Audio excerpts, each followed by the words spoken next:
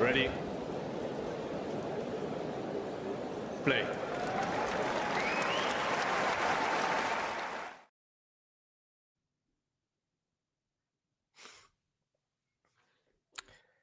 Good afternoon, good evening, good morning, whatever time it is in the world, wherever you are tuning in from. Iga Swiatek, Elena Rybakina, WTA Finals is underway. We have Swiatek serving first, and it is 15-all. Of course, these two players both won their first encounters at the WTA Finals. So it's the two winners today playing each other, and the two losers playing each other. We've got, of course, Rybakina. She won her first match against Amanda Anisimova in incredibly impressive fashion. Swiatek winning equally comfortably, albeit against a very rusty Madison Keys. Swiatek has just double faulted, by the way, for 15-all. Do get in the comments section, by the way. Let us know who you think is going to win this encounter. And, of course, hit that like button and subscribe to the channel if you are new. Swiatek has served down the tee. It's a good serve, and it's helped her win the point. 30-15. Also, let me know where in the world you are tuning in from.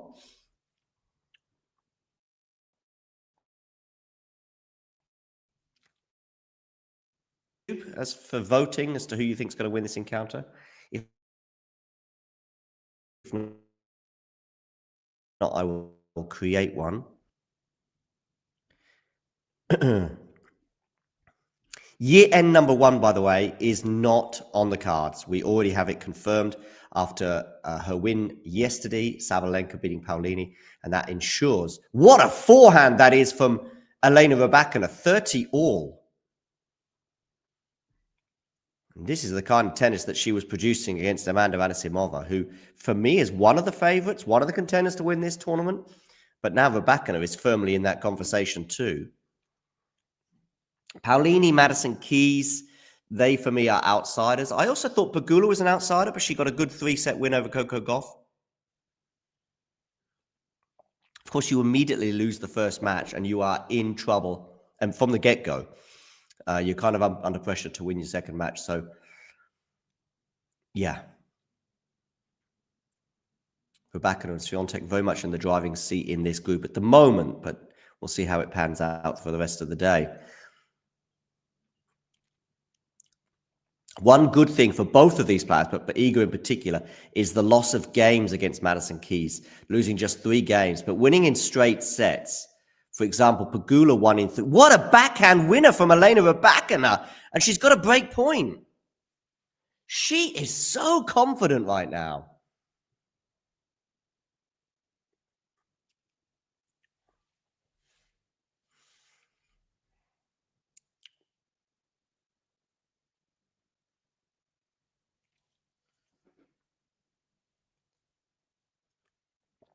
Well, well, well. Do hit that like button, by the way. And of course, if you're new to the channel, please hit subscribe. A good forehand there, winner from Iga Swiatek, saves the break point, and we're at deuce.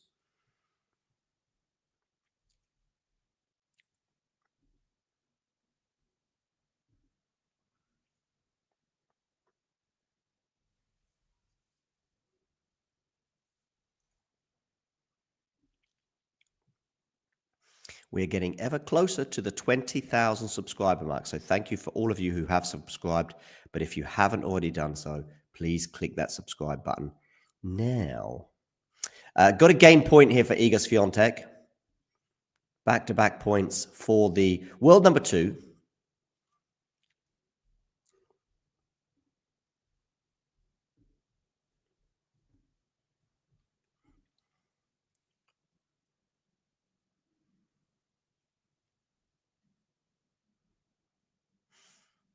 Hitting the ball down the center of the court, although now it's Rybakina moving things up. But that's good shape there from Iga Swiatek. And I think it'll go down as an unforced error from Rybakina. But ultimately, it's the point for Iga Swiatek and therefore the game.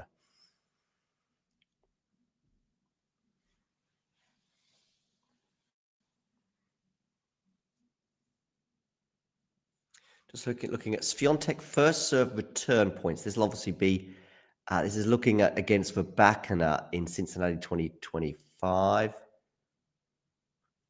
Yeah, just looking at whether she goes 1 meter behind the baseline or 2 meters behind the baseline. Hardly a surprise, but the further behind the baseline, the more likely she is to make the return.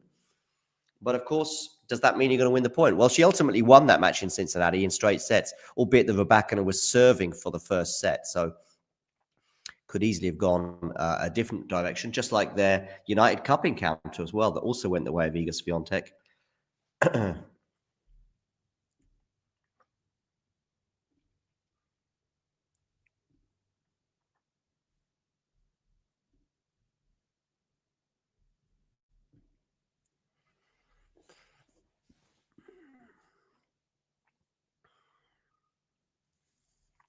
Okay, clips the net and goes wide. So a second serve here for Iga to look at.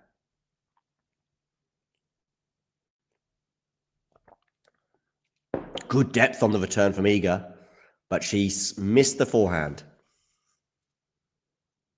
So it's 15 love. Good to see Ashley in the chat, by the way. Hello to you. A member for 6 months is Ashley. And you can become a member too just by clicking the join button. And if you join and become a member, you will get extra videos and bonus material, including stuff involving these 2 players, Iga Swiatek and Elena Rybakina. I think Rybakina thought that was going to land out. So did I. It landed in, kind of catching Rybakina by surprise. She kind of stood still for a moment. And Iga Swiatek puts away a forehand winner.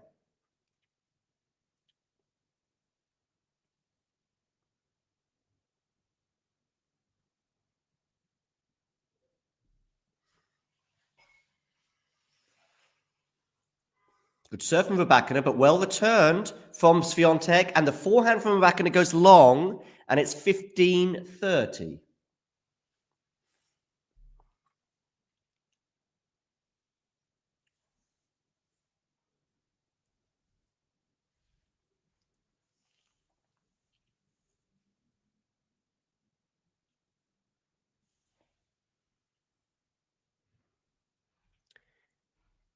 Okay, first serve because it clips the net and lands in. So another first serve here for Elena Rybakina.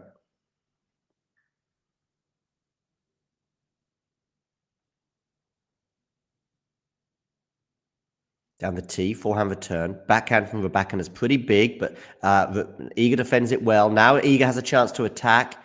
Cool, again, she goes very deep on that, and I thought it was going to go out. In the end, it's Rybakina who goes out, and it's 15-40.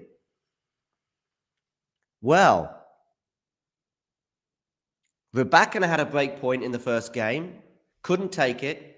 Swiatek now with 2 break points on the Rybakina serve. Some excellent depth from Swiatek, hitting the baseline, and that's what's helped setting her up these points.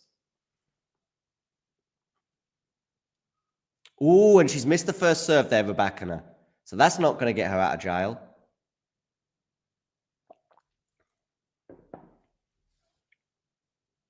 Backhand return from Iga's pretty aggressive, and the backhand from Rybakina goes into the net, and it is 2-love, Iga Swiatek.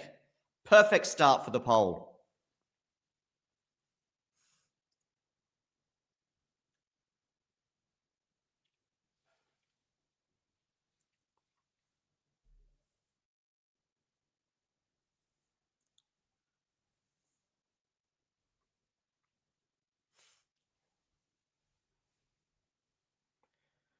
I'm not sure about this statistic about break points won, but 314 times this year, Iga Swiatek has broken her opponent's serve, and it says ranked 1 in that category. Okay.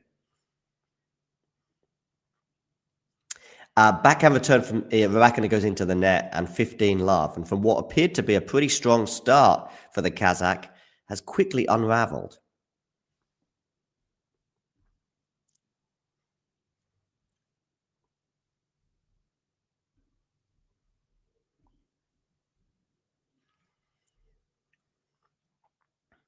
Another unforced error there from Rybakina. It's 30-love.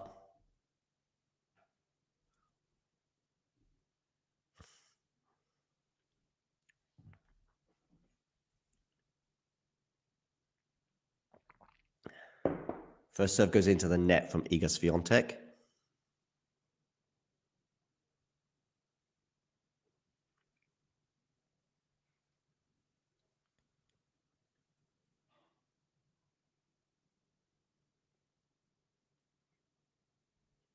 Ooh, a mishit return from Rybakina, and it's suddenly 40-love. 3 game points for a 3-love lead. And this first set is quickly getting away from Elena.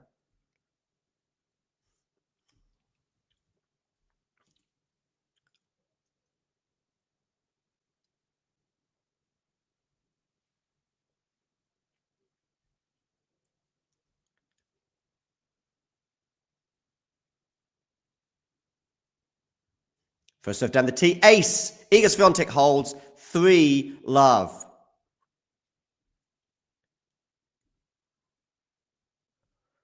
Well, well, well. From 30-40 in the first game, with Rybakina striking the ball so cleanly and so well, 30-40 breakpoint Elena Rybakina. Suddenly, Iga wins the next 3 points in the row, breaks Rybakina in the next game with some excellent depth on her shots.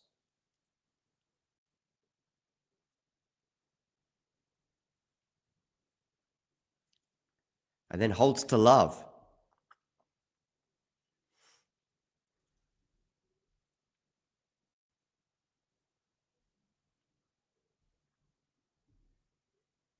So 3-love it is. Do get voting in our poll on YouTube as to who you think is going to win this encounter. Good morning, Jake. How are you? Different level of dependability under pressure. I think I know what you mean, Jake, in terms of you can probably just rely on Iga a little bit more in clutch moments than Elena, especially this year. Rybakina, I mean, arguably none more so than against Iga at the French Open in that 4th round clash. I remember it very well. It was an intriguing and excellent encounter, but Rybakina's up a set and a break, has a smash on top of the net, doesn't make the smash, and everything unraveled from there, and Iga ends up winning the match in 3 sets. Iga, of course, was to go on to get to the semifinals before losing to Arina Sabalenka. I think no surprises that Iga won her first match comfortably against Madison Keys. I always felt that this tournament would be a big ask for Madison Keys to do well at this tournament.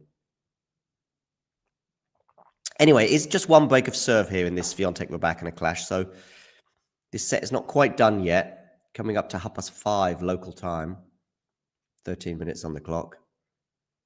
The ball kids are, more teenagers, I would suggest, than super kids. I say that because I think in Spain in particular, they are pretty young. Okay, second serve here for Swiatek to look at. Elena's going to have to get more first serves in, you'd think. Another really good amount of depth there from both players, as it turns out. But Iga's really finding her marks in terms of depth. Elena Rybakina isn't, and she hits that one long, 15 all. Please, everybody, hit the like button on YouTube. Let's try and get to 50 likes on this video if possible.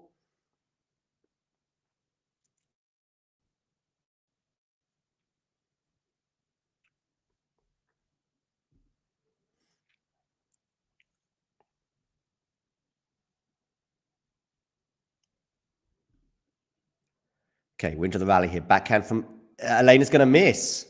It was a high-risk shot, and those high-risk shots were coming off very well against Amanda Anisimova, and they were also coming off well in the first few points of this match, but not there.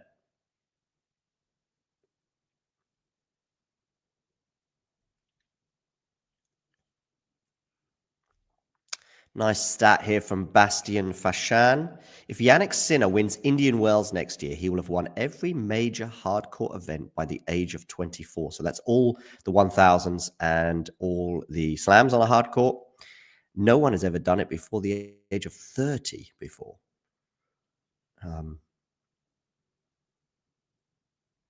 Didn't play Indian Wells this year, of course. Oh, backhand volley into the net from Rybakina. It was a really tough pickup, really, and the approach wasn't good enough either. And suddenly it's 15-40.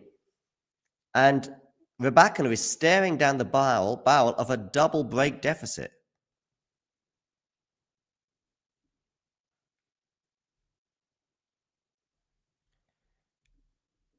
But I think you can still hear me, Jake, right? Can you still hear me, even if my image is frozen?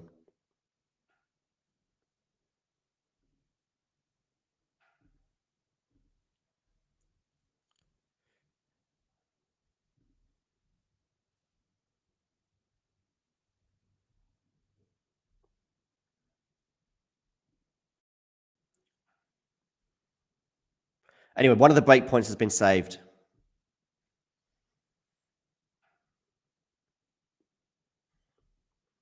Rybakina should save the other one, and she does.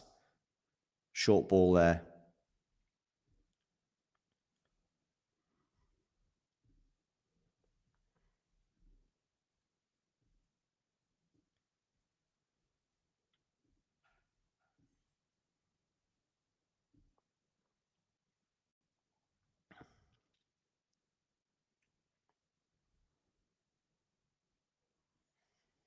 Second serve here for Swiatek to look at. Yeah, okay. Well, as long as the audio is okay, Jake, that's the sort of number one priority for me. Good second serve there from Rybakina, helping her get a game point. So that's 3 points in a row for Elena.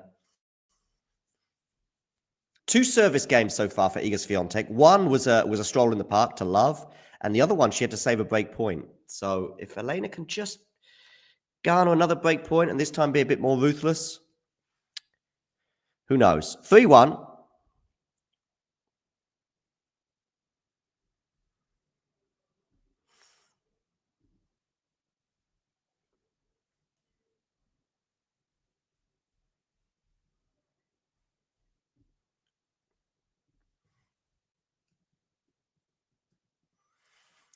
Over to you once again. So at least Rybakina is on the board. And don't forget, games are important. Games and sets.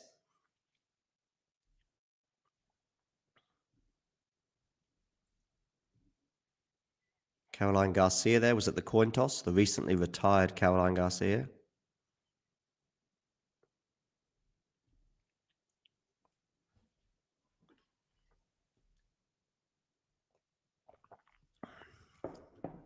Made a couple of adjustments. Let's see if it does improve the video and the non-freezing. Lovely forehand return from Rybakina, but well done, Iga Swiatek, for dealing with that. And in the end, it was a tough pickup for Rybakina. It took a funny bounce, I think.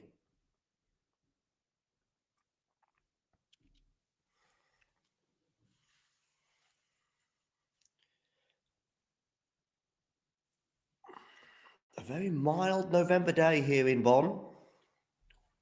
Let me know where in the world you are tuning in from.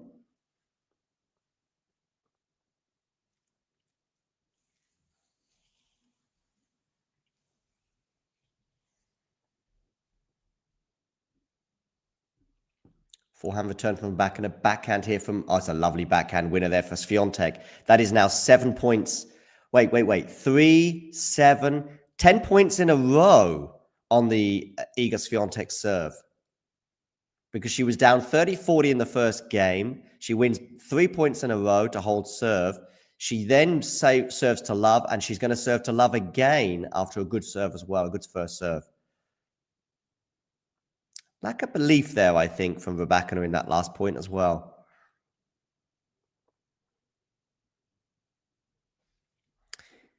Silky, how hard is it to get a YouTube channel in motion from the beginning? Just being curious. Yeah, I think it depends. Depends on the topic, depends on whether you just want a YouTube channel or whether you are crazy about the topic you're talking about.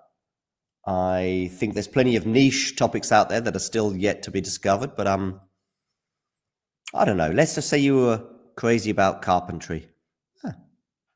I'm sure there's plenty of carpentry videos out there, but if you were crazy, then yeah, it could be good.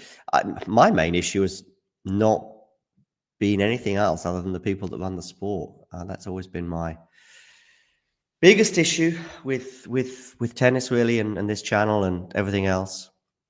Of course, there's been many setbacks along the way. The Twitter suspension, which is still active, unfortunately.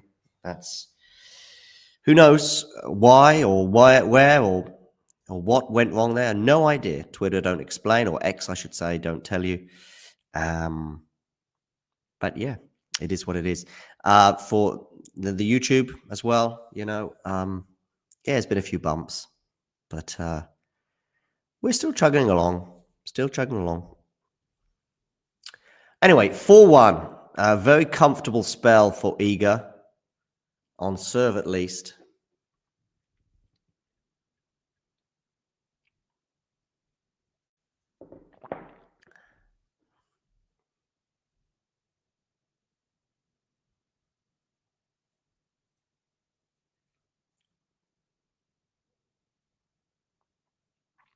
Forehand return from Swiatek. Clip the net, so it's going to be another first serve for her to look at.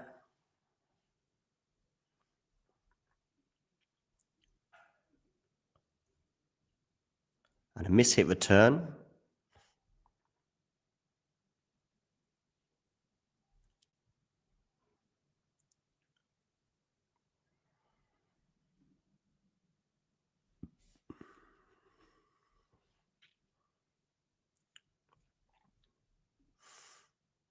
And another miss-hit return, or not a clean hit return in terms of it landing back in the court.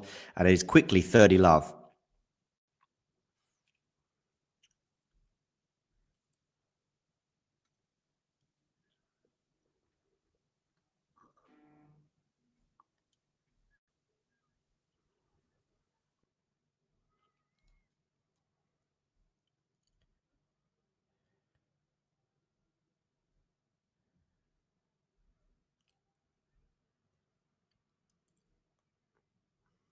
This is the 11th meeting between these two players, by the way. Big backhand there from Elena, but so well defended by Swiatek. And in the end, Rybakina misses the forehand. The backhand was excellent from Elena cross court with a lot of pace on it, flat hit. Iga on the stretch does really well to get the ball back in play, but also in a tricky-ish position. It was still attackable for Elena, but perhaps dispirited by the defense, Elena puts the forehand long. 30-15. But that's 3 unreturned serves that have helped Elena Rybakina get to 40 in this point in this game. So 40-15.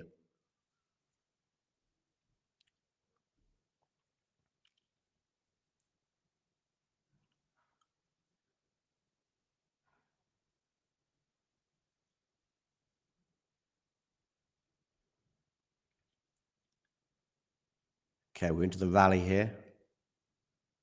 Forehand from Iga. Interesting camera angle they've moved to. I don't mind. A lot of people complain about this low down camera angle. Oh, nice decision there from Elena Rybakina to change direction. Wins the point and therefore the game.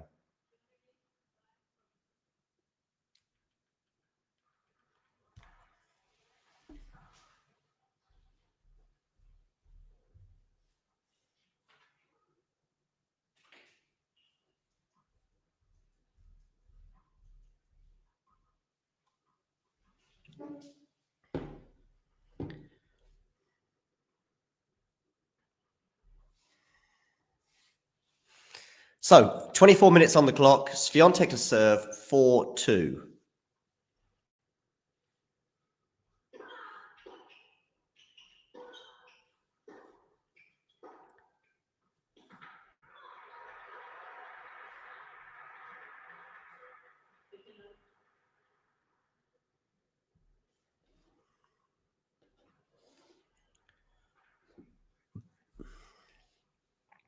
So, listen, points in a row on the Iga serve. 12 and counting.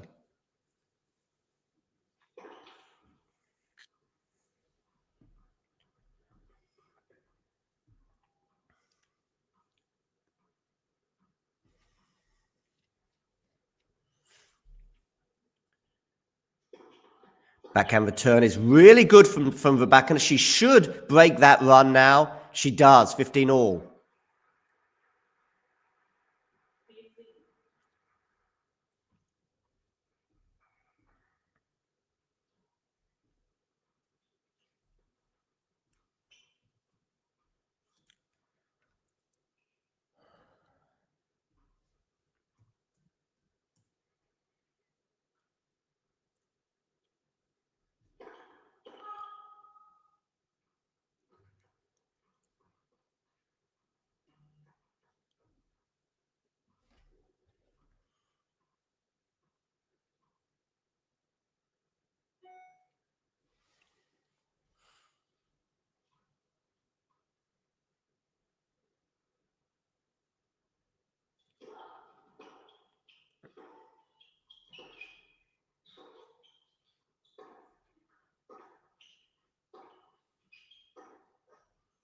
Ooh. Into the net from Swiatek, 15-30.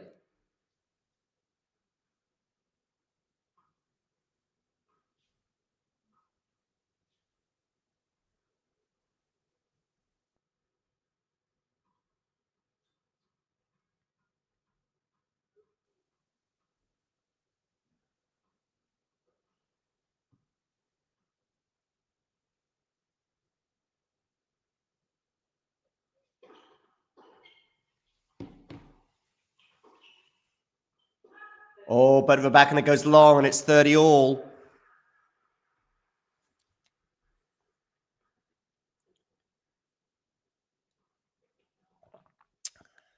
Just 2 more service holds for Iga to win this set.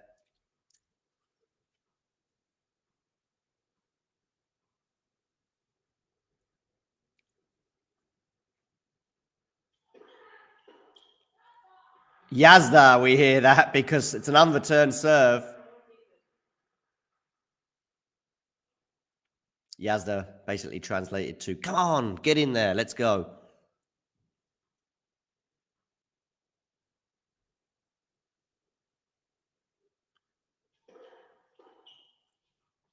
Unreturned serve again, and Iga holds 5-2. So even if her unbroken run of points in a row on serve was disrupted in that game, she gets to 15-30, but then wins 3 more points in a row. And since being down 30-40 in that first game, she has looked very, very comfortable on serve. She leads 5-2, so she's a game away from winning the first set. We will take a quick break, and then we'll be back for the remainder of this set. Ready. Play. And if you're wondering what this little thing is, well, let me tell you now, whether it be tea, coffee, or merely water, it tastes so much better from a talking tennis mug. And you know what? They can be yours if you wish to purchase one from our website. We've also got bags and stickers and hoodies and notebooks. Mira Andreeva. T-shirts as well, of course, coming in both black and white. And we've got a classic jumper for you as well, and many, many other things for you to purchase for excellent prices so you can look like some of the coolest people on the tour. If you enjoyed this video, make sure you hit that like button. Don't forget to subscribe and click that notification bell so you don't miss out on all things tennis.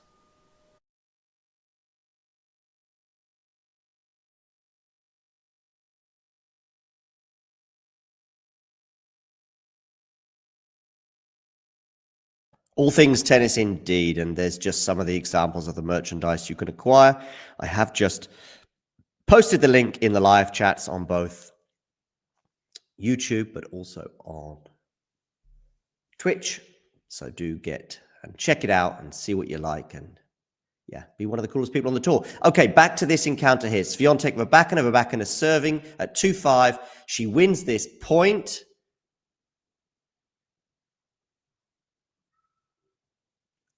For 15 love.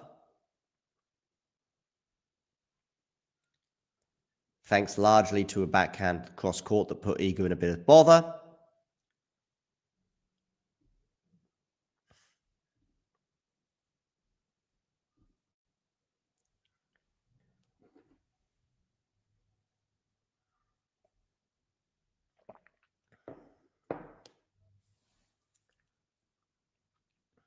Of course, there's Wim Fissette. He's been with Iga for just over a year. I remember them teaming up shortly before the WTA Finals last year.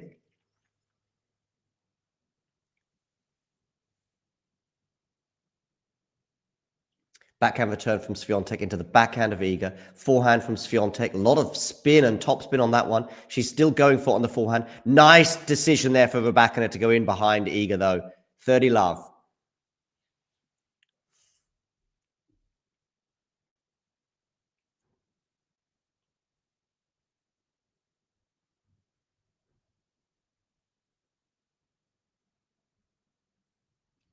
Do make sure you hit the like button. And of course, if you are new to the channel, hit subscribe. Is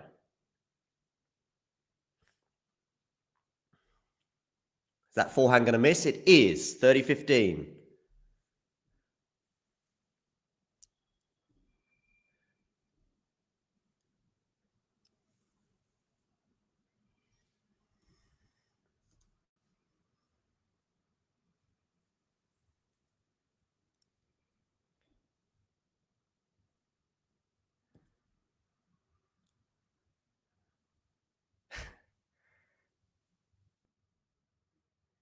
Backhand cross court. It's a good backhand cross court from Rybakina.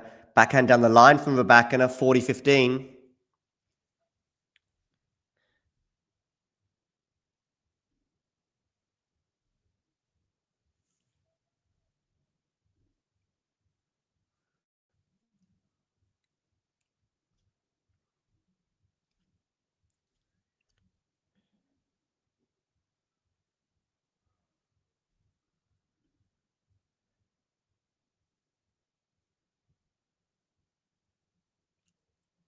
And Rybakina holds 5-3. So Iga Swiatek now to serve for this set.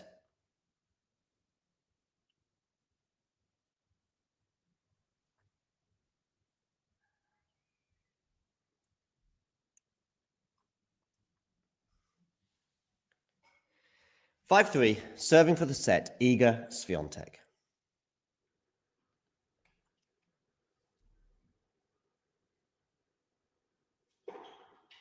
Backhand return.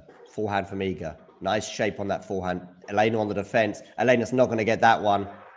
15 love.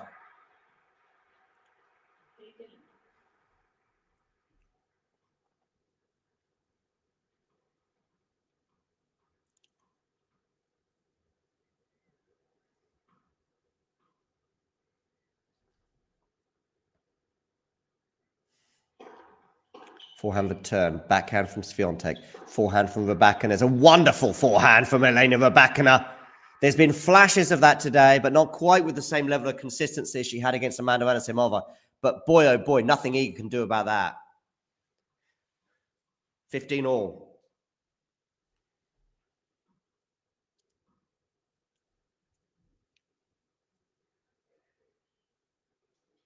This serve goes down the tee. Good return from Rybakina. Miss-hit forehand, but she gets away with that one, does Iga. Iga's still very much in this rally. In fact, I would say she's arguably on top, moving Rybakina around, and Rybakina can't deal with that backhand. It's 30-15, and Elena lamenting her misfortune in a way, in the fact that Iga miss-hit that forehand, but it still landed in, and in fact landed in a pretty dangerous spot. On the line, pretty much. 30-15, Iga Swiatek 2 points away from winning the first set.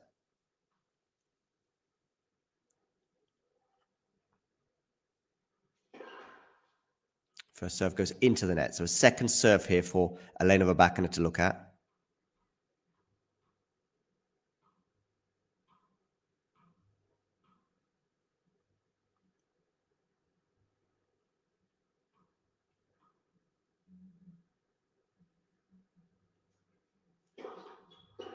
Backhand return is going to go long. Iga's second serve was very aggressive, but so was Rybakina's return.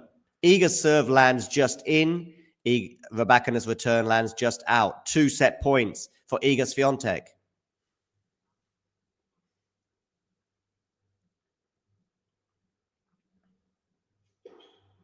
Good serve from Iga. She's really in charge of this one. She misses the forehand, though. Woo! She normally puts those away in her sleep. I mean, that's not even a 9 out of 10. That's a 99 out of 100 shot for Iga. And somehow, she misses. She had so much margin to play with there, but she went tight to the line and hit it just out. Of course you can, Jake. But that serve down the tee is too good. Iga Swiatek wins the first set by 6 games to 3.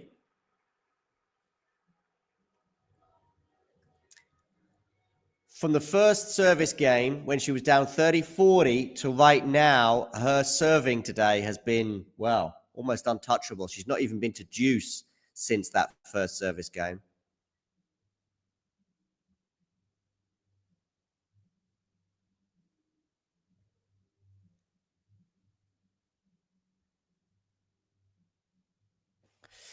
And there we are, 6 games to 3. Let's have a quick look to see what's going on in the Twitter sphere. See how people are reacting to that. Not quite dominant first set, but a comfortable first set in the end.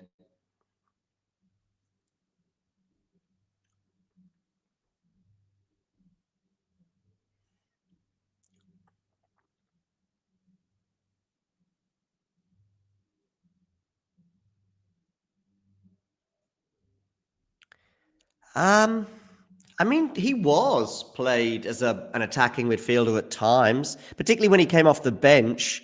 I mean, who can forget some of the goal salvos he had? A last-minute winner against maybe Brentford a couple of years ago. Not sure. Someone at home anyway. I think we were down 1-0, ended up winning 2-1, thanks to 1 or 2 goals from Scotty.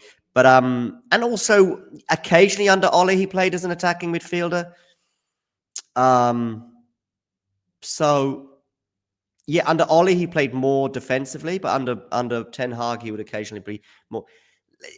Why it didn't work out? I mean, listen, I think both Scott McTominay and Danny Welbeck probably, and Johnny Evans. Think about those 3 homegrown, more or less, players. I say more or less. Obviously, Johnny Evans is Northern Irish, and Scott McTominay is Scottish, but they both came through the ranks at United, and they were all three, left too early, in my opinion. And they all could have had great careers, uninterrupted great careers at Man United instead of the spells that they did have.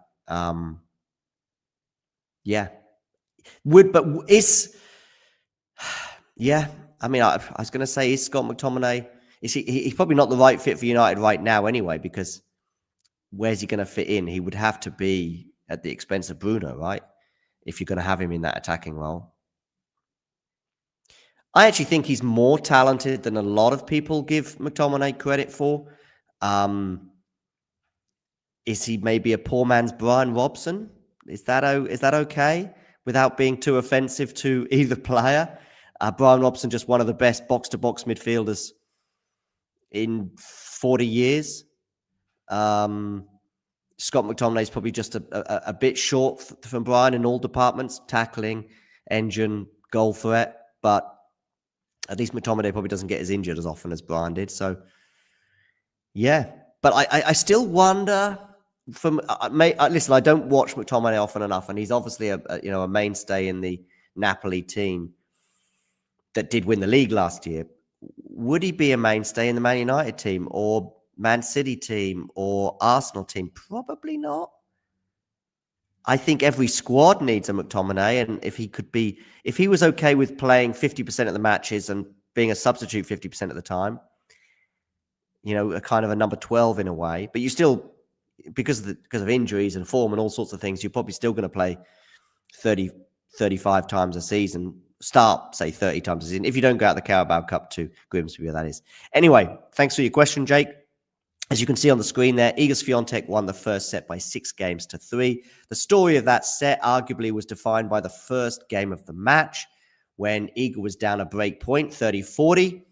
She then wins back-to-back points, and that begins a run of, I think, 12 points in a row on serve, which just meant that she was just so comfortable on serve throughout the rest of the set. In fact, she didn't get pushed to deuce at all for the rest of the set on serve, with some excellent first serving. Rybakina probably got punished in a couple of ways. One, maybe just not quite enough first serves in, and Iga was really beginning to get on top of the points on the second serve. Some great defense, though, from Iga, and even when some big serves were coming down her way, she was still fending them off and making Rybakina hit another ball. And unlike Iga, whose depth and precision was unerring at times, occasionally Elena would miss her marks. And there we go. That's the first set. 6-3. Second set, and we have Rybakina serving, gets her first serve in, and actually Swiatek cannot return that, so it is 15-love. Iga's forehand is looking very good, Jake, but a couple of mishits that she got away with. One in particular in that final service game at 15-all, and mishits it, and it lands on the line. And that goes out, and suddenly it's 15-30, and we may be looking at them being back on serve. But anyway, generally very good. Generally very good. Backhand return here for Iga. Forehand to forehand. Although I do think of all the things I just highlighted, Jake, regarding that first set, you may have noticed that the forehand from Iga was absent, just because it wasn't at the top of my mind in terms of something that was really doing the damage. Anyway, 15-all.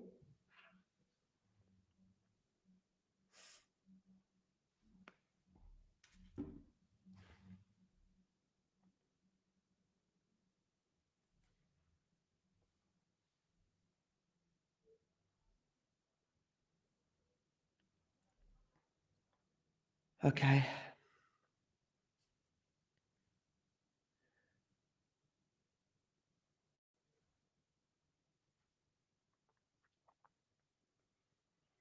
$15.30 now.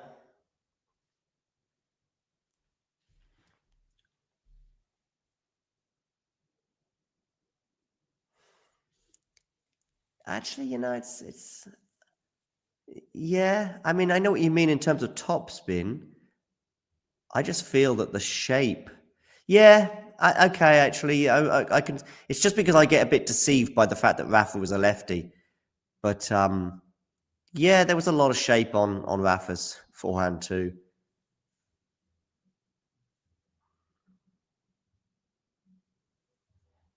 No, not just. I mean, even on a hard court. I mean, yeah. Is she going to have a similar Wimbledon career in that, took her a while to get there, but nice smash there from Swiatek at the back and under pressure as well at 30 all, 40-30. Picks up a title, might pick up another Wimbledon title at some point in her career like Rafa did. But ultimately rack up most of her Grand Slams in Paris.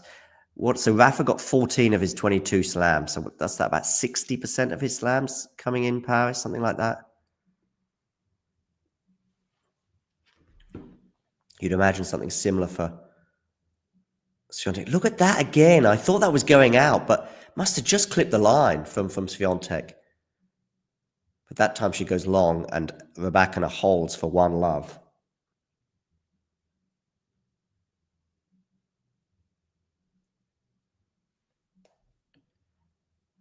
Let me just look at that as a percentage.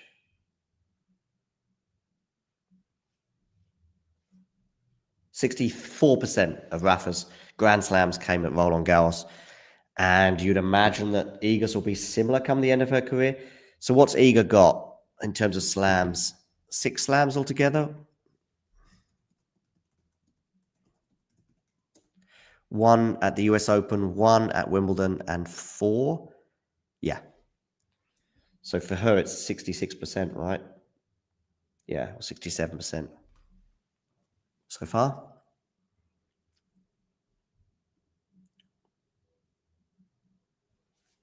Did Rafa's forehand get uptight, though? Not too much. I don't know why you keep asking me permission to ask questions, Jake. The live chat, you can ask me whatever you want. I will always have the opportunity to move on from it. But if it's a question about the WTA Tour, there's a very good chance I'm going to answer it. Iga Swiatek goes long there. So it's love 15.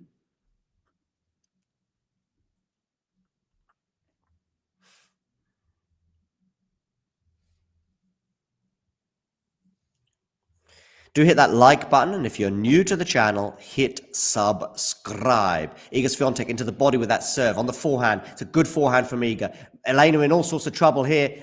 Good decision from Iga to go behind Elena as she scrambled to get back into play. 15 all.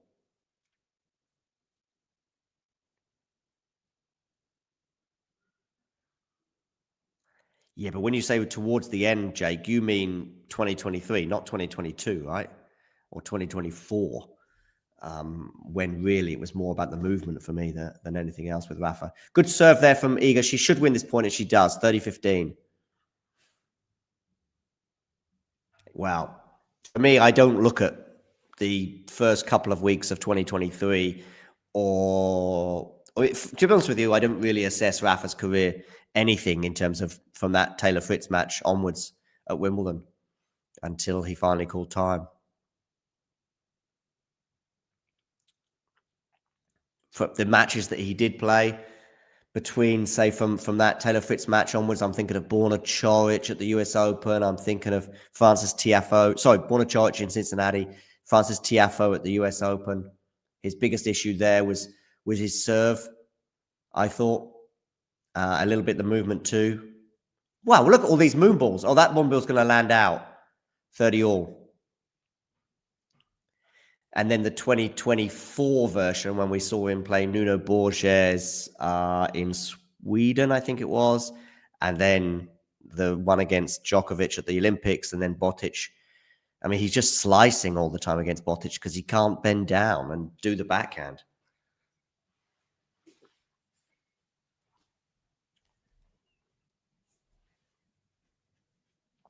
Anyway, 30 all here. Second serve, is it? No. Still a first serve, clip the net. So first serve here, Swiatek 30 all. Can Rybakina, like she did on the first service game for Iga in the first set, garner a break point, one that she wasn't able to take, and it proves to be costly. She's going to have a second serve here at 30 all.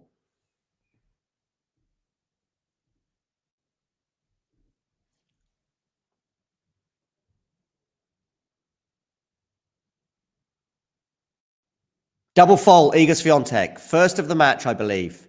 So we've got another break point, the second one of the match for Rybakina, coming at almost an identical spot in the set. It was Iga Swiatek's first service game to begin the match, and she gets to 30-40. Elena wasn't able to take that break point opportunity. Can she take this one? Swiatek to serve. Ball toss goes awry, as is so often the case in these kind of moments for Iga. Good first serve, though. Rybakina gets it into play, but the forehand is missed from Iga Swiatek. She puts the forehand into the net. Doesn't get anywhere near the shape that she needs on it. Barely comes off the racket and hits the center of the net in terms of height. So we've got the break. Elena Rybakina leads by 2-0. Can she consolidate, though?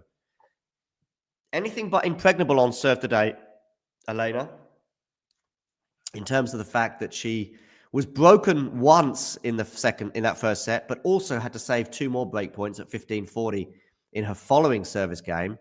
That return from Iga was aggressive and big, but it does go wide, so it's 15-love.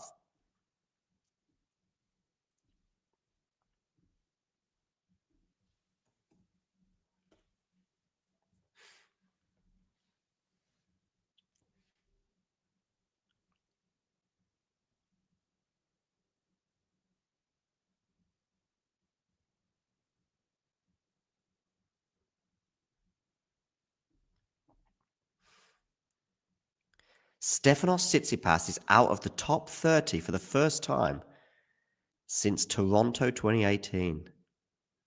And Dimitrov is out of the top 40 for the first time since the US Open of 2019. What was your WTA question, by the way, Jake? I'm still waiting for that one, right? I think. Okay, 30-love here for Rybakina on serve.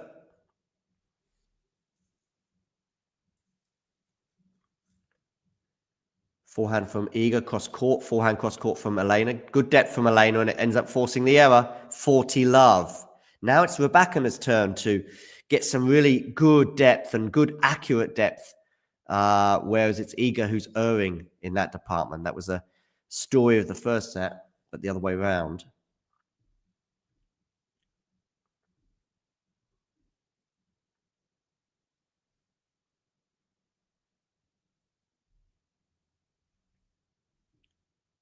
And unreturned serve, game to love. Elena Rybakina, 3-love. She does consolidate the break. Question about the WTA. Good timing, Jake, because we're at change of ends. You know, we often talk about the plus of the depth of the WTA tour, and we praise the tour for that, right? I'm just curious, if Sabalenka was not playing on tour, how much of an absence it would be. Not so much her on court, but her popularity from the wider tennis fan base. How popular is she? This feels like a 2-part question here. I mean, certainly I think the depth on the WTA tour is probably accentuated by the lack of depth on the ATP tour. We had 4 different Grand Slam winners last year, didn't we? Thanks partly because Arena couldn't get it done on a couple of occasions. I'm thinking of Australia and Paris in particular, but also you could argue once she gets back on serve against Anisimova in that third set that she would have been and should have been the favourite, but in the third set. Just having a quick look at the average return position for Iga today compared. So she's just standing a bit further behind the baseline compared to the rest of the year. I just think it's just because she's coming up against Elena Rybakina. I mean, she's coming up against Jasmine Paolini. There's no way she's going to stand that far back. And probably along with Sabalenka and maybe 1 or 2 others, you're going to be standing much further back than anywhere else. So that's not exactly the most shocking of graphics. Regarding Sabalenka's popularity, I think it's an intriguing one because I do see her as being, pretty popular all round. She's funny, she's charismatic, she gives very interesting answers to questions, whether you agree with her or disagree with her on everything. She is an intriguing interview. And then there's the old social media post, which I think a lot like. But she doesn't gain the same level of traction as either of these 2 players, for example, or an Emma Raducanu, or an Alex Ayala. Yeah, those are the players in particular that spring to mind on the WTA Tour. Emma Raducanu, if I didn't mention her already. And when I say Ayala's a bit of an exception, but regarding the other three, Rybakina, Swiatek especially, and Raducanu especially, they are so divisive that the fan base love or hate her. And the ones that love her are equally aggressive as the ones that hate her. And yeah, that's the intriguing thing regarding Swiatek and Raducanu in particular, those two. Yeah, I would probably agree. I would probably agree with Ladarius's point here. Probably not as popular as Iga, Coco, and Emma in particular. I would agree with those three. Paolini probably falls into a similar category to Sabalenka, albeit that Sabalenka is a bit more of a winning machine than Paolini. But they are both popular for their personalities. But they're not necessarily anyone's favorite, and they're not anyone's least favorite. Whereas Swiatek, probably for 50% of tennis fans who like the WTA, it's their favorite player, and she can do no wrong. And anyone who says anything else against it is, an idiot and will get a lot of backlash. Equally, the ones that don't like Iga go to another extreme, which is also ridiculous as well, in that she can always do wrong and that they just really dislike her intensely, and it's not pleasant. That fan base exists for Iga and Emma, and to maybe a lesser extent, Elena Rybakina. It doesn't exist for Aryna Sabalenka or Jasmine Paolini. Anyway, Swiatek holds with an unreturned serve, so it is 3-1.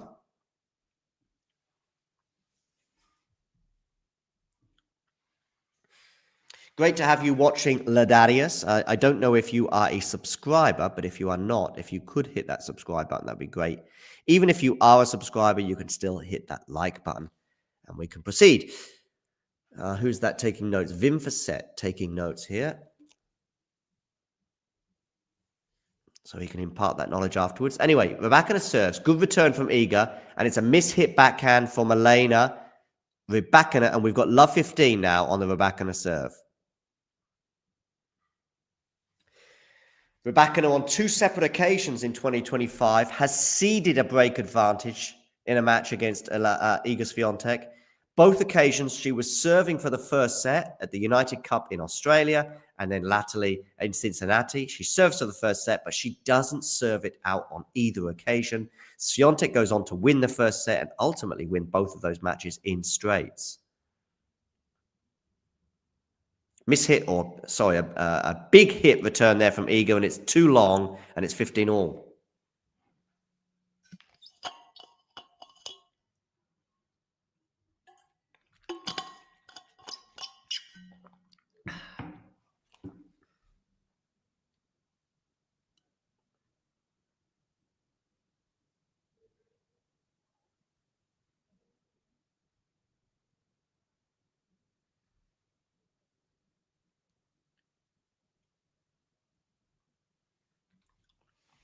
(30-15) now on the Rybakina serve.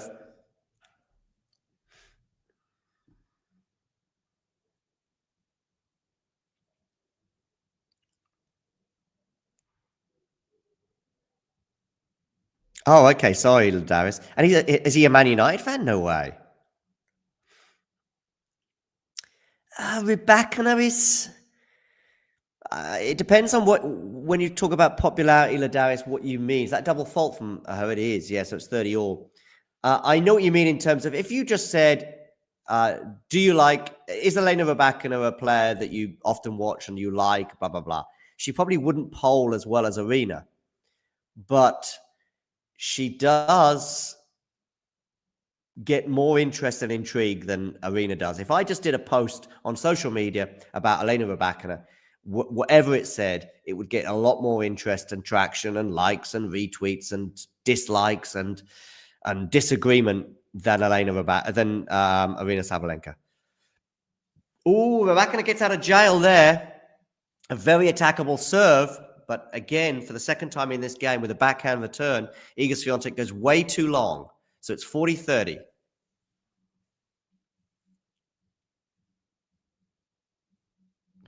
I don't think it's the personalities. It's about the tennis.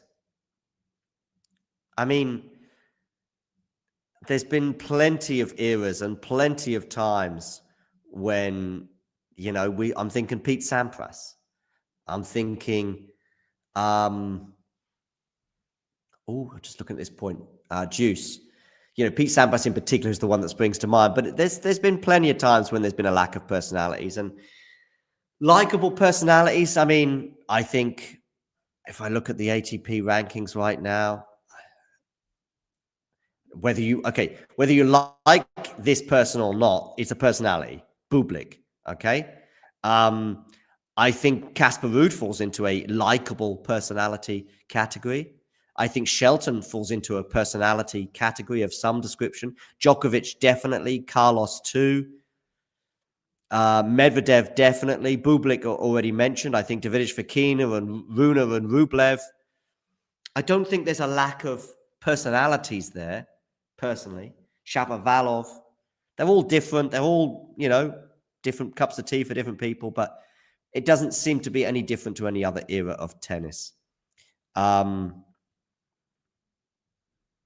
Agree, but we don't have 50 Yannick Sinners. So, yeah. Game point here for Elena Rybakina. Oh, lovely Elena +1, and Iga can't get to that. 4-1 now for Elena Rybakina at the change of ends. We'll take a quick break, and then I'll be back. Ready. Play. And if you're wondering what this little thing is, well, let me tell you now, whether it be tea, coffee, or merely water, it tastes so much better from a talking tennis mug. And you know what? They can be yours if you wish to purchase one from our website. We've also got bags and stickers and hoodies and notebooks. Mira Andreeva. T-shirts as well, of course, coming in both black and white. And we've got a classic jumper for you as well, and many, many other things for you to purchase for excellent prices so you can look like some of the coolest people on the tour. If you enjoyed this video, make sure you hit that like button. Don't forget to subscribe and click that notification bell so you don't miss out on all things tennis.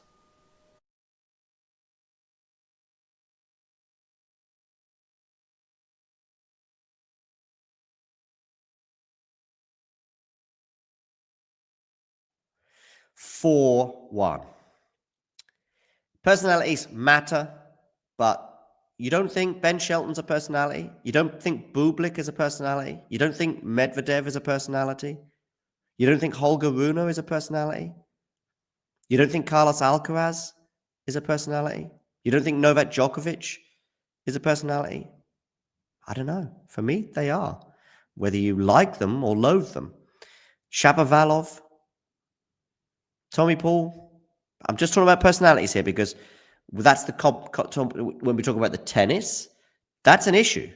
Tommy Paul's tennis is an issue in terms of how it appears and how he plays the game. Maybe Casper Ruud away from clay, Lorenzo Musetti at times as well. Even Felix, as good as he is indoors in particular, don't always find his tennis. Taylor Fritz, for sure. Djokovic, especially, personally, Zverev as well. And Yannick Sinner as well, even his tennis. So that, for me, is the issue.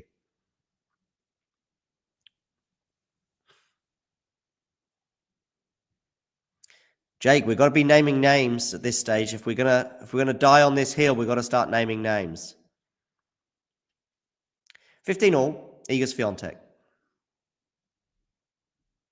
Good serve out wide.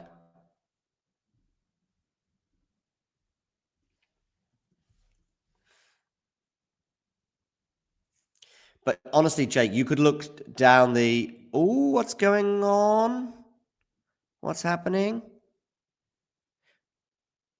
Djokovic is going to play Turin. Djokovic is playing Turin according to one Italian media outlet. So, Musetti or Felix. 30 all here, by the way, on the Iga serve. So a little bit of pressure here for Iga to deal with once again. Remember, it was at this exact juncture when she got broken that she double faulted. And she's missed the first serve on this occasion. Just over an hour on the clock.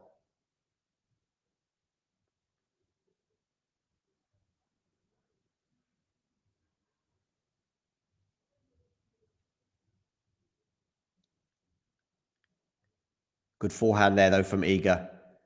Elena defends it, but she's not going to get that back in play, so it's 40-30.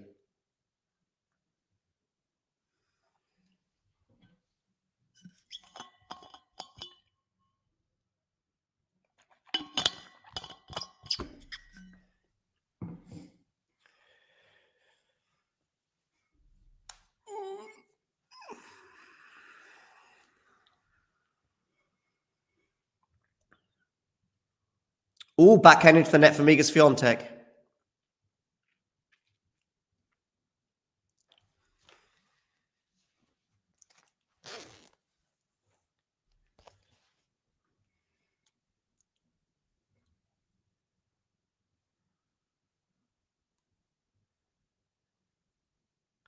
The nature of the sport, though, will always lend itself to having one or two individuals at the top, just because of the nature of the sport, because not enough people play it. It's a simple maths situation for me that if you discourage anyone but the elites from playing a sport, you're already ruling out 90% of the planet in terms of being able to pick up a racket. When you have such a shallow pool of tennis players, you're going to have a shallow pool of excellent ones and ones at the absolute top. The only way you are going to change that is if you make it more diverse, more affordable, and more appealing to people from all different walks of life. And those running the sport do not want that to happen. So we will continue to have big threes, big twos, and sometimes in tennis history, big ones. And it damages the sport. But there we go. Missed first serve from Iga Swiatek. 1-4, break point for Elena Rybakina to almost assure herself of winning this second set.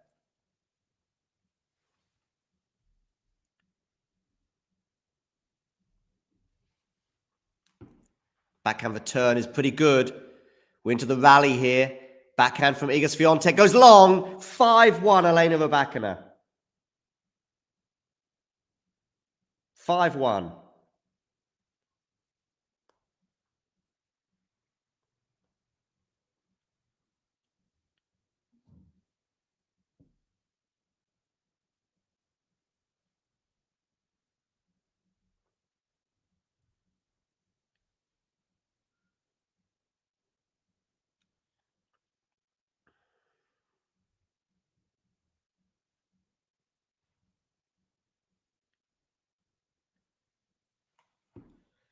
Okay, misses the first serve. So a second serve for Iga Swiatek to look at.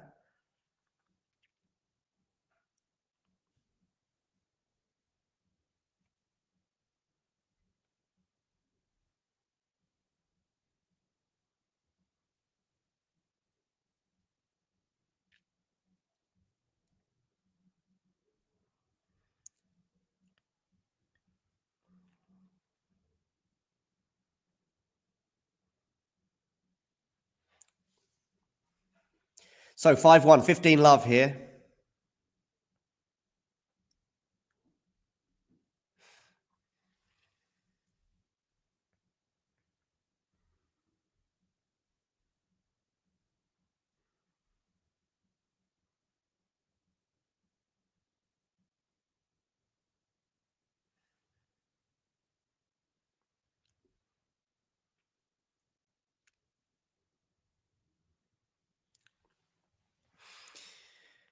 And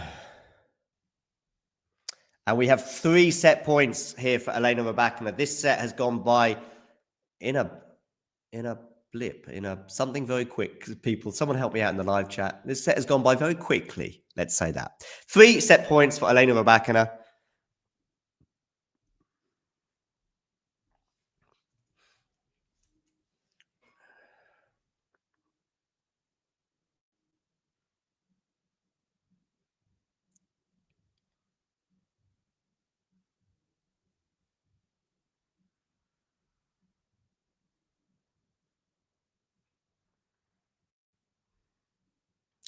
Second serve here for Rybakina. What's she going to do with it? She's going to go and double fault is what she's going to do.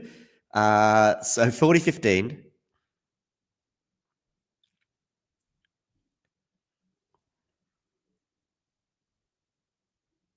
Jake, you're in a very apologetic mood today. I don't know why. Sorry for distracting you, Silky. No, please distract away. I need the distractions. 40-15. So a second set point here for Elena Rybakina. She's still got one more in the bag.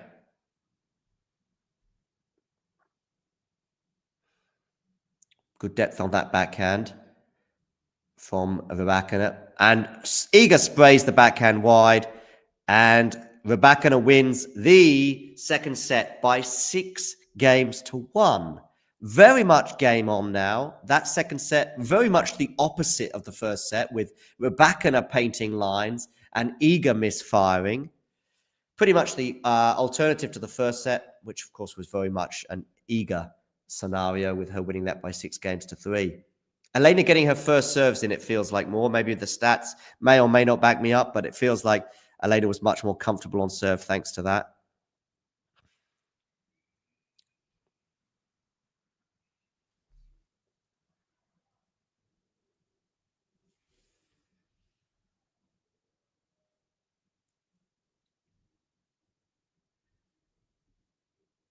And it does appear that Novak Djokovic is confirmed for the ATP Tour Finals. So over to you, Lorenzo Musetti. Can you get to the final in Athens, I think?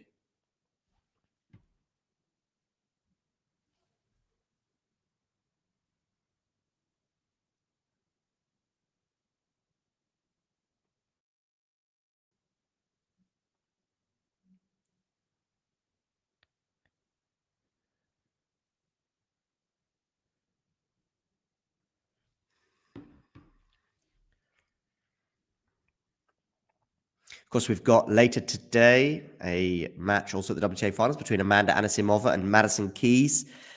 If either player lost in straight sets, you'd imagine that would be their tournament done. This going to 3 sets as well probably helps the loser, if that makes sense. A win and a 3-set loss would still give you a great chance of progressing, you'd think. Particularly if you won your last match in any way, shape, or form. Both these players, of course, won their first sets in straight sets. On their first matches, sorry, in straight sets. Anyway, Iga Swiatek to serve first at the beginning of this deciding set. Ghosty, me too.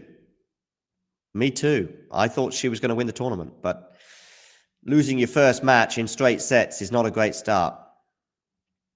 I didn't know about Jasmine Paolini having the flu, but for me, she was an outsider. Only Madison Keys was a bigger outsider than Paolini coming into this tournament, in my opinion. Jasmine Paolini, don't forget, I think is the only player who doesn't have a winning head-to-head against any of the other 7 players. Sabalenka, by the way, has beaten all 7 at some point in 2025. So those are 2 stats that suggest Sabalenka is going to have a good WTA Finals and that Jasmine Paolini isn't. I'm not calling Jasmine Paolini a flat track bully, but 6-1 is her head-to-head against Swiatek, and of course that includes the most recent match between the two that Paolini won.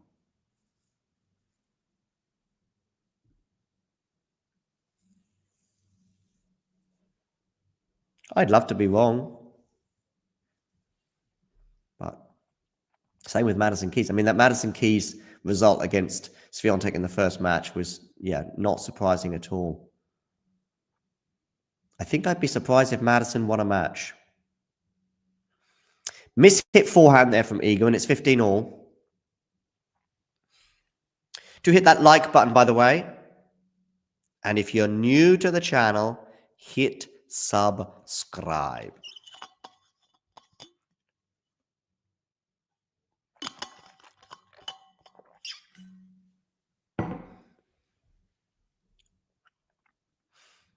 My image appears to have frozen.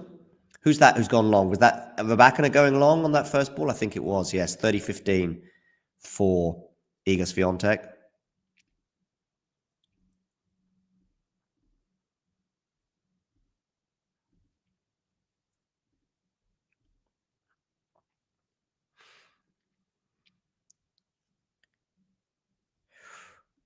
You know the one I'm going to say. You know the one. There is only one. Come on, Ghosty. You know which one it is. Forehand return from Rybakina goes into the net. 40-15. There you go. There you go, Ghosty. Yeah. You've obviously got Madrid and Rome as possibilities. I think Rome is probably a bit more of the tennis purist, even if maybe Madrid is a bit more fan-friendly orientated. But yeah, get yourself a grounds pass for either tournament, and you'll see some nice action on the outside courts. Oh, lovely forehand down the line there from Rybakina. Is that going to land out? Yes, it is. 40-30.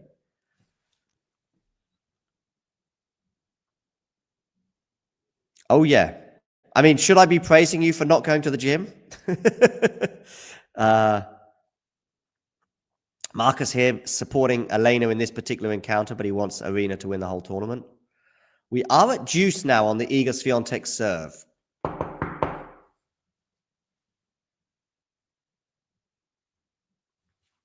Iga Swiatek versus Amanda Anisimova as a shootout to be in the semis, I think would be interesting. No, I don't think so. Nothing in Germany. I mean, Halle, Queens, nah. They're the big ones, sort of summertime. The Munich and the clay court ones, for example, Munich, it's just too cold potentially. And I'm guessing when you say summer, you mean a bit later than March or April. Forehand goes long from Elena Rybakina. It was a passing opportunity as Iga made a rare foray into the net. Maybe that surprised Elena. And we've got a game point here for Iga Swiatek.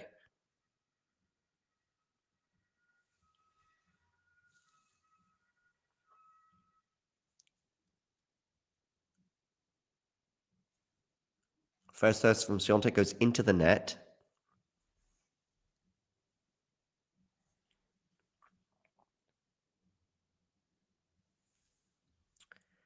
I'm not going to give you any gambling advice here, Chow.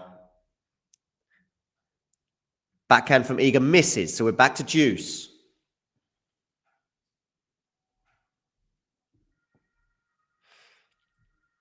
It is possible to listen stroke watch us in the gym as well, I think. But then it's probably more difficult to type and get in amongst it.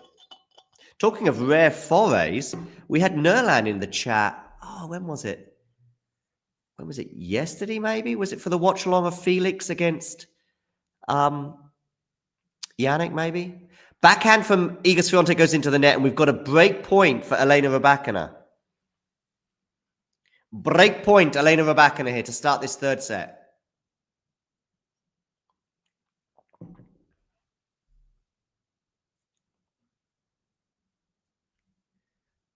Swiatek to serve. Huge moment in the match, this. Gets the first serve in. Wonderful forehand return, though, from Rybakina. Nice depth there on that backhand from Rybakina. On the forehand now, cross-court. Iga in all sorts of trouble. She can't make the forehand. We've got the break of serve and a clenched fist from Elena Rybakina. 1-0 for the Kazakh.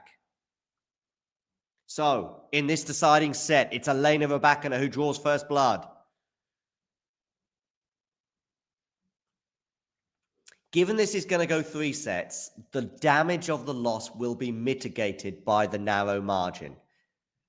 What do I mean? Because 2 wins will get you a place in the semifinals. If your 2 wins are very comfortable, let's say 2 straight sets wins, and Iga, don't forget, only lost 3 games in her first set. and you have a 3-set loss as your only loss. That pretty much guarantees you a spot. If, on the other hand, you have 2 narrow wins, I'm thinking of Rafa Nadal 2019 ATP Tour Finals, when he loses his first match in straight sets to Alexander Zverev and then has 2 remarkable from behind wins against Medvedev and Tsitsipas. I think Medvedev, he might have been down 5-1. Or was it Tsitsipas? One of the 2 in the deciding set. Incredible wins, but because of the margin of those wins, it cost him a place in the semifinals.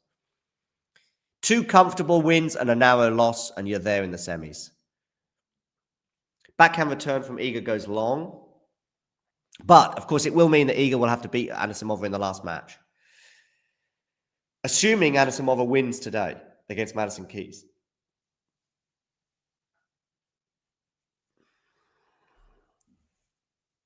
I don't, Ghosty, know the prize money. It's just something that doesn't really ever...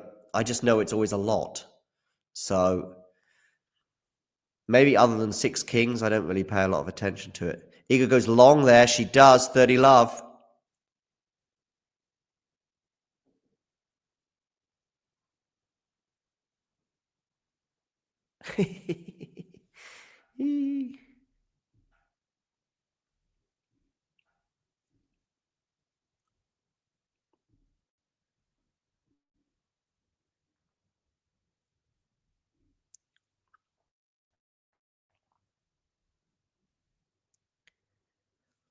Ooh, that's a good winner there from Iga Swiatek. 30-15.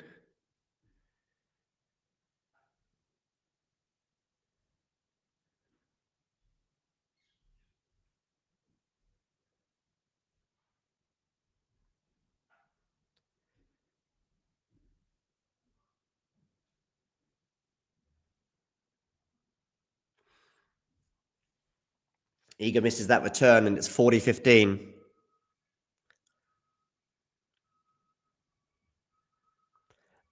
Jake, at Arsenal, very, very good. But ultimately, that turned out to be his level.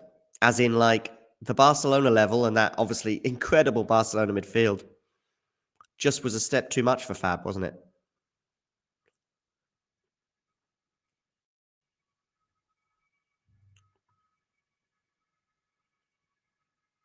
I mean, they obviously bought him with him in mind to either play a 4th kind of central midfielder, along with, of course, Busquets, Iniesta,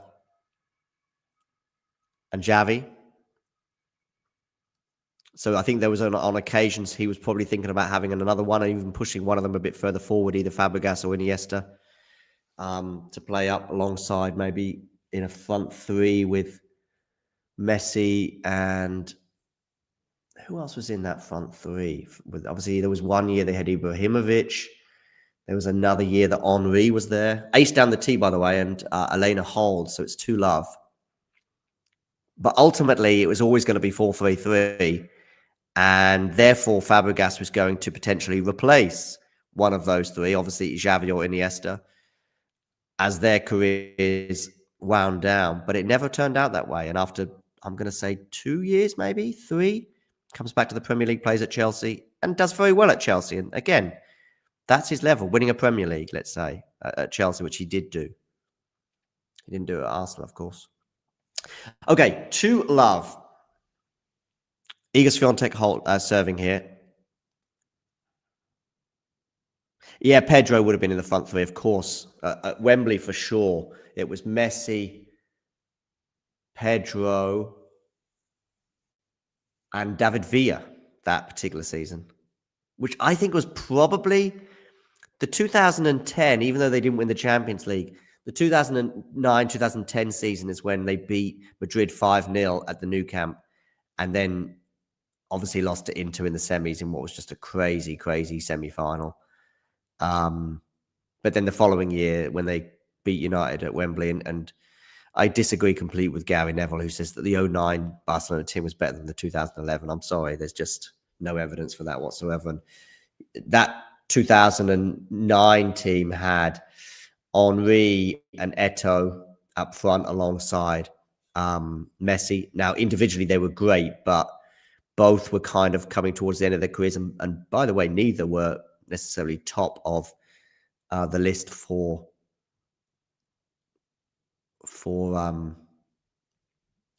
Pep Guardiola in terms of his favourite. He wasn't a fan of Eto'o at all, but he was one of 3 players that he wanted out of the club upon his arrival, but in the end he stuck with him.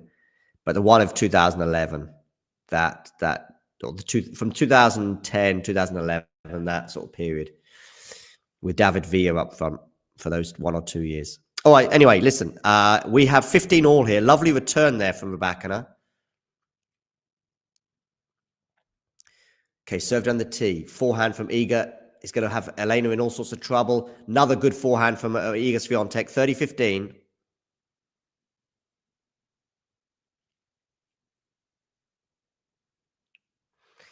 Ghosty, that joke is so lame, it would be befitting of someone from deepest, darkest Poland.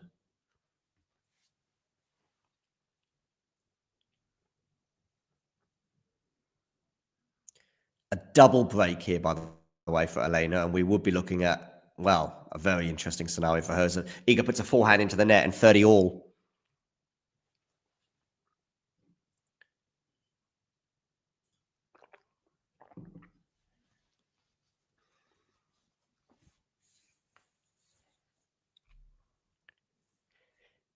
He's all right, Ghosty. He's just having some time off, but he'll be back.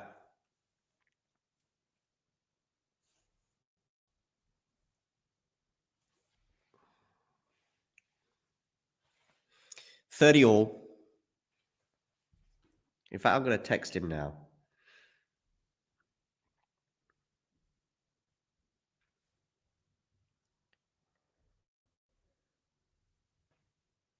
Woo, 30-40. 30-40.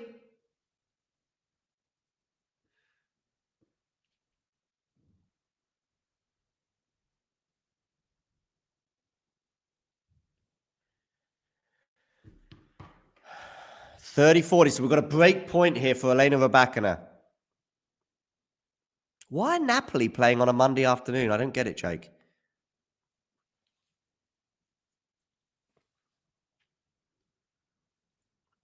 Into the body. Unreturned serve. Elena's not happy with that. Deuce. She knows there was the match potentially. She makes that return. We get into a rally potentially. And that might be the match there. Double break advantage. Backhand return from Rybakina. Good forehand. Oh, it's gone long. I said good forehand. I thought it was going to land in, but it landed just out. Another break point for Elena Rybakina.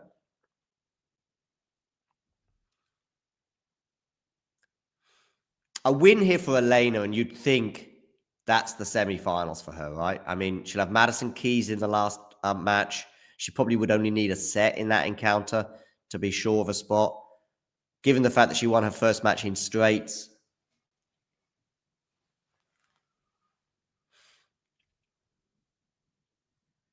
But you'd also think that she would beat Madison. Be interesting to see what kind of level we get from Madison today. Oh, good return there from Elena Rybakina. And she's broken. It's 3-love. It is 3-love now for Elena Rybakina.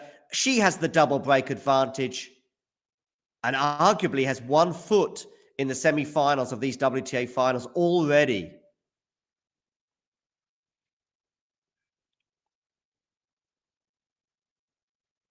Just another thing, obviously sets are a big deal, but also games too.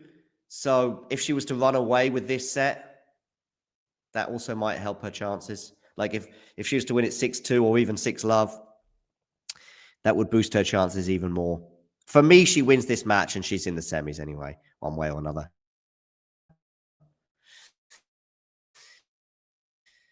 So, Elena Rybakina, 1 quick break back, an immediate re-break here for Iga, and we may well have a momentum shift.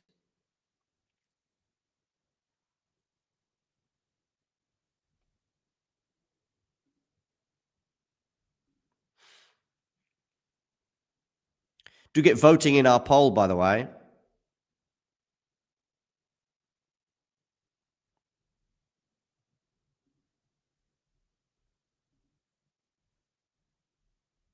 As to who you think is going to win.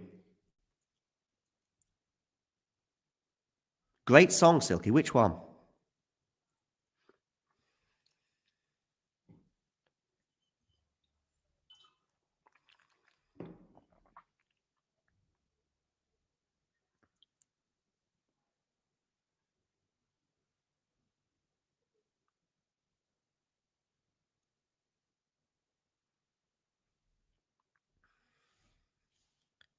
Oh, one way or another. Okay, gotcha.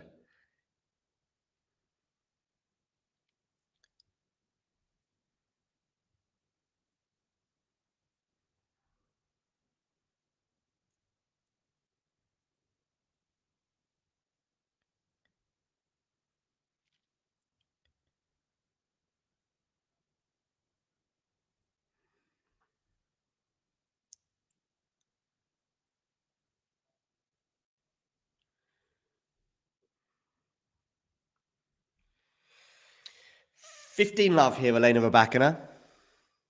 I'm gonna get you. Yeah, exactly, Ghosty. Very good, very good. By the way, Iga hoping to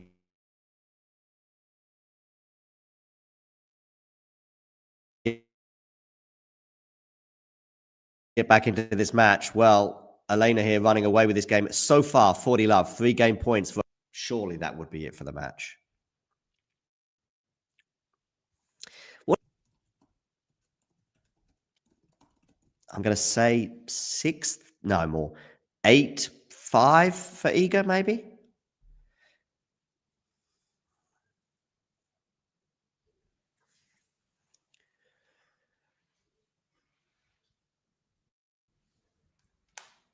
I tell you what, Iga Swiatek against Amanda Anisimova for a shoot out for play. That's, of course, if Amanda Anisimova wins against Madison Keys today. 6-4 is the head-to-head, so it could be about to be 6-5.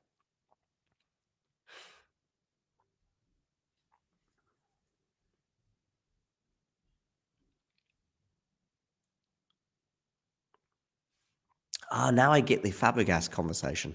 Okay, we're into the rally here. Has Iga made that? I think she has. Well defended, though, from Rybakina. Rybakina still on the defense. If she wins this point, it'll be pretty special, given how far... Oh, is that a forehand winner from Elena Rybakina? It is! Oh, now that was fire from Elena. So far down in that point. She was defending. There was one shot that just hit the line, basically, and she scrambled to it. She then scrambles back across court, stays in the point. Maybe Iga should have gone back behind Elena for that shot. But anyway, she stays in the point miraculously. And then from neutral, pulls out a winner like that on the forehand side. 4-love. The bagel is a possibility. I'm not saying it's going to happen, but it is a possibility. Does well there for Iga. A good first serve and a good first serve +1, 15-love.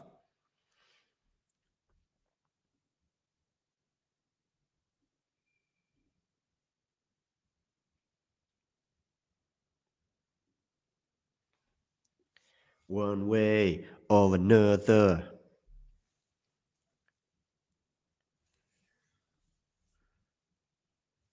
Iga there missing the forehand. Do check out ATP Weekly, by the way. That was recorded earlier on today. Whether you want to do it as a podcast on Spotify or Apple or wherever you get your podcast from, or you can watch it on YouTube. It's out there.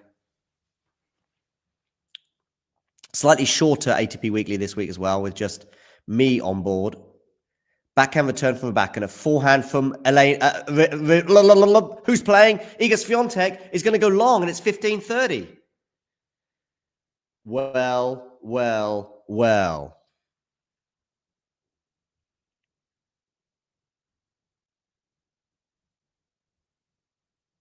Unforced errors. Set 1 for Iga Swiatek, 6. Set 2, 19. Set 3, 13 already, and we're not done yet. Backhand return from Elena Rybakina is going to go long, and that's a little bit of respite for Iga. 30 all. Remember, games will matter potentially. I think Elena Rybakina winning this match puts herself into the semis anyway. But if she wins this third set 6-love or even 6-2, it's going to be very helpful for her case. Backhand return. No, it's going to be a missed first serve.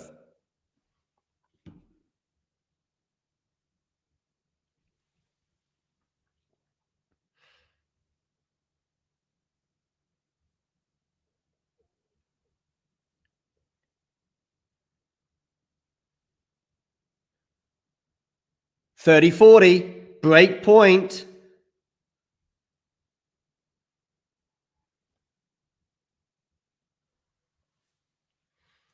Break point, Elena Rybakina. What are you going to do with this return, Elena? Swiatek to serve. Goes down the tee. It's a good first serve in terms of the... But what about that return from Rybakina? Is she going to put this forehand away? No. But it doesn't matter because Iga is on the backhand side and it's 5-love to Elena Rybakina. The bakery of Elena Rybakina's, which is so rarely open in comparison to her erstwhile opponent, may just be opening in the next few minutes. 5-love, she leads. I think, listen, for me, this is a statement win for 2 reasons. 1, because of the nature of it, but 2, I think it does put her in the semifinals. I know that she's not guaranteed. She could lose love and 1 to Madison Keys in her last match, and the permutations with maybe, let's say, Iga beating Amanda Anisimova might end up squeezing. Actually, no. It would have to be an Anisimova win, wouldn't it, in the last match? I think Anisimova would have to beat Madison Keys today. I'm just trying to think what permutations could put Elena Rybakina out if she wins this match in 3 sets. She wins this in 3 sets, and then she loses in straight sets to Madison Keys. Madison Keys also beats Amanda Anisimova in straight sets, and Iga Swiatek wins her last match, which is against Anisimova in straight sets. I still think then. So then you'd have Iga with 2 wins, Madison Keys with 2 wins, and Elena Rybakina with 2 wins. But Madison Keys is going to be struggling because she lost in straights and winning just 3 games against Iga Swiatek. So I just think that this pretty much puts Rybakina in the semis. Wow, what about this, by the way? She will have won 12 of the last 13 games if she holds here and serves this out.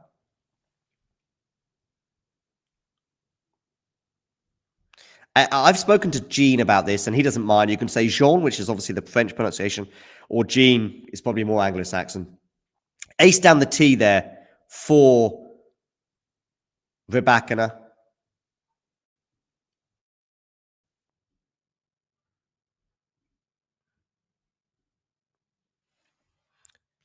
(15-love). Forehand return is going to go into them. That was an angry return from Iga Swiatek. 30-love.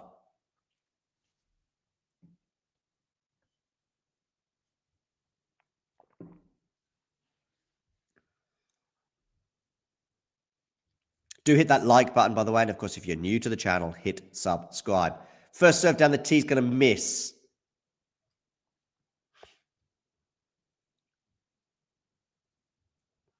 Also, hit that join button and become a member. There's plenty of videos out there for members only. Backhand return here from Iga. It's going to miss badly.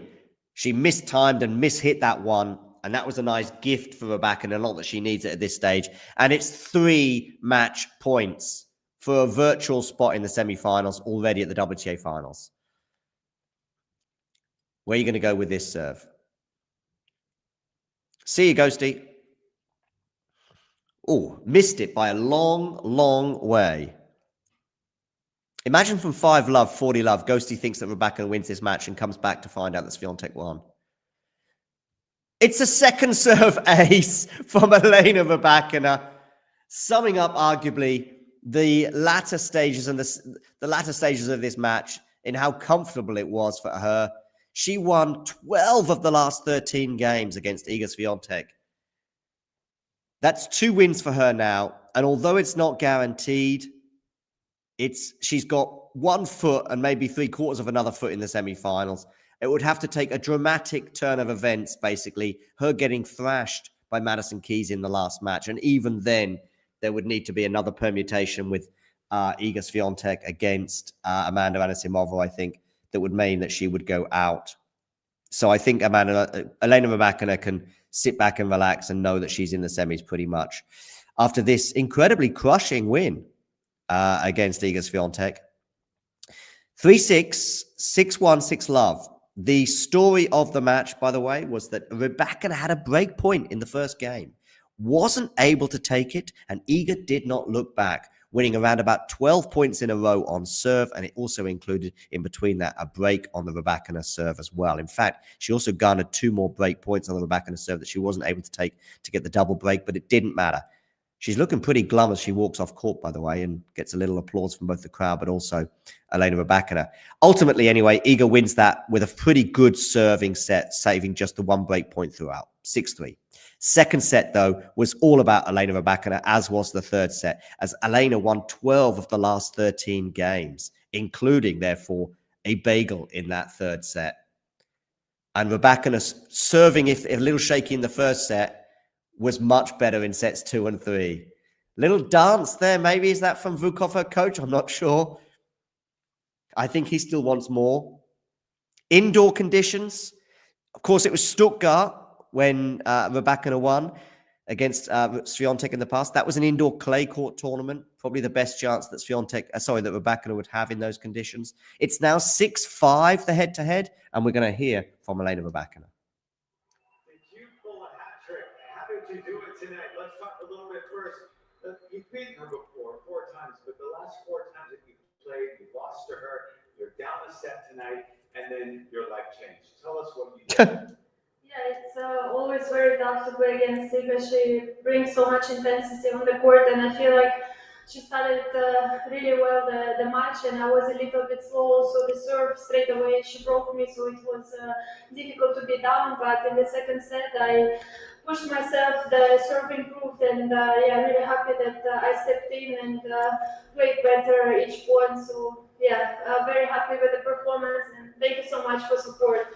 You talked a bit about having trouble serving in the beginning. Change your serve a bit. You look like you started doing a kick serve, took her out of her rhythm. When you take a look mentally and technically, what are you happiest with about how you changed things up tonight? Well, mentally, definitely, I'm happy that I stayed focused. No matter if I lost the first set, I was still trying to stay aggressive and do what we actually talked with the coach. So I was trying to follow the tactic a bit, and of course, focusing more on my serve. And after I got some confidence leading in the second set, and everything was going my way. So yeah, I continued, and hopefully I will play like this throughout the whole tournament. How great does it feel to be the last one to qualify, and then you just beat Iga Swiatek 6-love? Not a lot of people don't do that to Iga Swiatek. So how happy are you with your rhythm? You're now 2-0 in the group, and one step closer to holding that Billie Jean King trophy.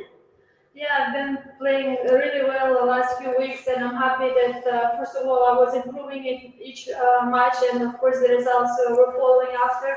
And even here, I'm trying to focus on little details, and it's a great opportunity to play here against the top players. And yeah, I'm really excited for my next match, and hopefully I can bring the same intensity in the same game. All right, the little details make a huge difference. So way to go, Elena Rybakina, everyone. There you go, Elena Rybakina, all but assured of being in these semifinals, as I say. I don't think it's 100% guaranteed, but the permutations would mean that she would need to lose heavily to Madison Keys. And even then, I still think she might well make it because it would need the right results in both the Madison Keys, Amanda Anisimova, and then finally the Anisimova-Swiatek match. Swiatek, though, has some work to do. If Amanda Anisimova wins today against Madison Keys, it'll be a straight shootout between her and Iga Swiatek for that other semi-final spot alongside Rybakina. You would imagine a loss for Madison Keys would consign her to the exit, and then it would just be simply a case of who wins between Iga and Amanda for a space in that semi-finals. That is still to come, But Iga Swiatek will have to lick her wounds and recover quickly for that upcoming match with Amanda Anisimova. I guess in a way, if you're Iga, you're probably supporting Madison Keys in that match. Even if it's a tight 3-setter, that will also favor Iga, given that she won her first match so comfortably. We might just get some stats for you. Yes, here we go. We've got 2 aces for Iga Swiatek and 5 for Elena Rybakina. We've got first serve points won for Iga Swiatek, 55%, probably not enough, whereas Elena Rybakina, 70%. But look at this unforced errors count. 42 off the racket of Iga Swiatek, and just 6 came in the first set. So that's huge. Really a real capitulation in so many respects. And she did look down on her chances. Breakpoint opportunities won. Iga breaking just once in the match. That was in the first set from 3 opportunities. She wasn't going to garner another breakpoint opportunity in sets 2 and 3. Just as dominant as you can see, with Elena Rybakina winning 12 of the last 13 games. Right. Big thanks for all of you who tuned in. Stay tuned as well for more tennis content coming up, both from the WTA Tour, but also the ATP Tour. We'll have the draw for the ATP Finals live on the channel in a couple of days from now. And we'll also be able to confirm with you right now that Novak Djokovic, according to the Italian Tennis Federation, is going to be playing the ATP Tour Finals. Anyway, for the rest of you, you know the drill. If you enjoyed this video, make sure you hit that like button. Don't forget to subscribe and click that notification bell so you don't miss out on all things tennis.